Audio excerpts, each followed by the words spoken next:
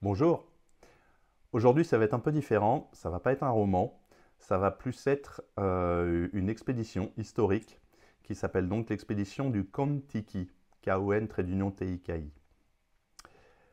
Thor Heyerdahl, c'est un ethnographe et aventurier norvégien, a lancé l'expédition du Kon-Tiki en 1947 pour prouver sa théorie selon laquelle les îles de la Polynésie auraient pu être peuplées par des peuples venant d'Amérique du Sud et non pas d'Asie, comme cela était communément admis à l'époque.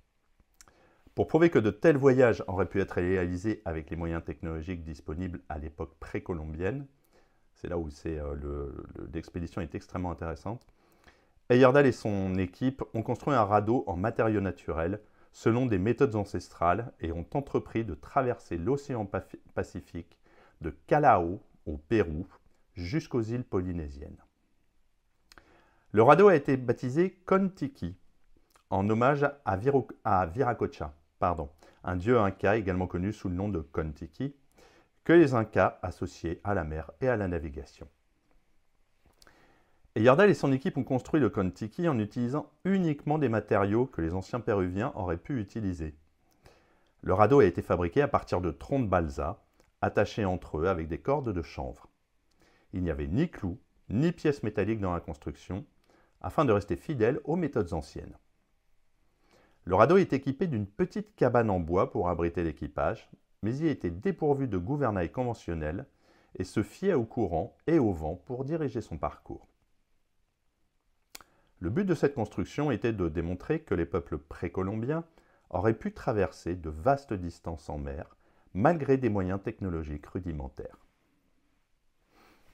Le 28 avril 1947, l'équipage, composé de 6 hommes, Thor, Hermann, Eric, Bengt, Knut et Torsten, j'espère que ça se dit comme ça, ont quitté le port de Callao, au Pérou, pour une traversée qui allait durer près de 101 jours. Ils emportaient avec eux des vivres, mais utilisaient également des techniques de pêche traditionnelles pour se nourrir en mer, en particulier en pêchant des poissons volants et en capturant des requins à la main. Le radeau dérivait au gré des courants océaniques, suivant le courant de Humboldt, puis le courant équatorial vers l'ouest. La traversée n'a pas été sans difficulté. L'équipage a dû affronter des tempêtes violentes, des rencontres fréquentes avec des requins et des moments d'incertitude quant à leur capacité à atteindre leur destination. Malgré l'absence de gouvernail, le radeau était relativement stable grâce à son design qui permettait de se déplacer en accord avec les courants. Les hommes de l'expédition devaient également faire face à des défis psychologiques. Être isolé sur un petit radeau au milieu de l'océan pendant 3 mois n'a pas été une expérience facile.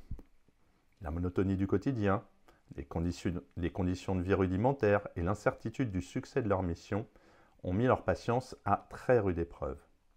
Cependant, leur détermination et leur camaraderie ont permis à l'équipage de garder le moral tout au long de l'expédition. Il faut savoir en fait que dans les 6 hommes, il y en avait un qui était ingénieur, l'autre navigateur, le troisième sociologue et interprète, et les autres étaient opérateurs radio, donc ils n'étaient pas non plus complètement perdus. En plus de leur objectif principal, Heyerdahl et son équipage ont recueilli des données sur les courants océaniques, les conditions météorologiques et la faune marine. Ils ont observé des bancs de poissons volants, des dauphins, des méduses géantes et des requins qui nageaient autour de leur radeau.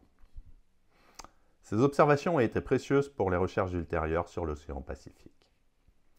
Un aspect fascinant du voyage était l'interaction avec les poissons volants qui sautaient littéralement sur le radeau. Cela fournissait une source régulière de nourriture à l'équipage, renforçant l'idée que des marins anciens auraient pu survivre en mer avec peu de provisions. Après 101 jours et environ 8000 km parcourus, le Kon-Tiki a atteint les îles Tuamotu, en Polynésie française, prouvant ainsi qu'il était possible de traverser le Pacifique en utilisant un radeau de balsa rudimentaire, semblable donc à ceux que les anciens péruviens auraient pu construire. L'expédition du Kon-Tiki a eu un retentissement mondial. Le récit de cette aventure a été largement couvert par les médias, et le livre écrit par Heyerdahl, donc l'expédition du Kon-Tiki, est devenu un best-seller traduit dans de nombreuses langues. Un film documentaire d'ailleurs relatant l'expédition a également été produit et a remporté un Oscar en 1951. Cependant, la théorie de Thor, selon laquelle la Polynésie aurait pu être peuplée par des Sud-Américains, a été vivement critiquée par les scientifiques. La plupart des anthropologues pensent toujours que les Polynésiens sont venus d'Asie du Sud-Est en raison de preuves linguistiques, génétiques et culturelles. Néanmoins, l'expédition a prouvé qu'il était possible de naviguer sur de grandes distances avec une technologie très simple, ce qui reste un accomplissement impressionnant. Il y a 5 thèmes, enfin, je pense qu'il y a 5 thèmes, en l'occurrence la détermination et l'esprit d'aventure. Le courage, la détermination de Thor de son équipage sont au cœur du récit. Malgré les dangers évidents et les critiques de la communauté scientifique, finalement ils ont persévéré dans leur mission et ont réussi. La confrontation avec la nature. L'expédition du Kon-Tiki est également une histoire de confrontation avec toutes ses forces. Le radeau était entièrement dépendant des courants océaniques et des conditions météorologiques, et l'équipage devait constamment s'adapter à ces forces. La camaraderie et la survie.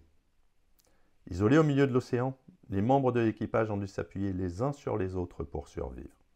Leur amitié et leur confiance mutuelle ont été essentielles à leur succès. L'exploration scientifique. Bien que la théorie d'Heyerdahl n'ait pas été largement acceptée, l'expédition a apporté de précieuses données sur les courants océaniques et la faune marine. Elle a également mis en lumière les capacités des anciens peuples à entreprendre des voyages maritimes de grande envergure.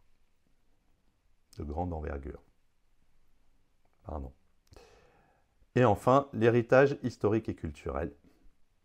Le voyage du Kon-Tiki a inspiré des générations d'aventuriers et d'explorateurs. Il a également suscité un regain d'intérêt pour les anciens peuples marins et leur capacité à naviguer sur de vastes étendues d'océan avec des moyens extrêmement rudimentaires. Donc l'expédition reste à aujourd'hui encore une des plus grandes aventures maritimes du XXe siècle.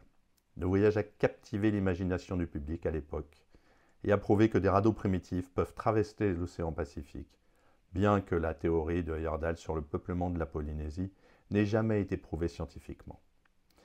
Le récit de cette expédition est à la fois une célébration de l'esprit humain, de la détermination et de la curiosité. À bientôt!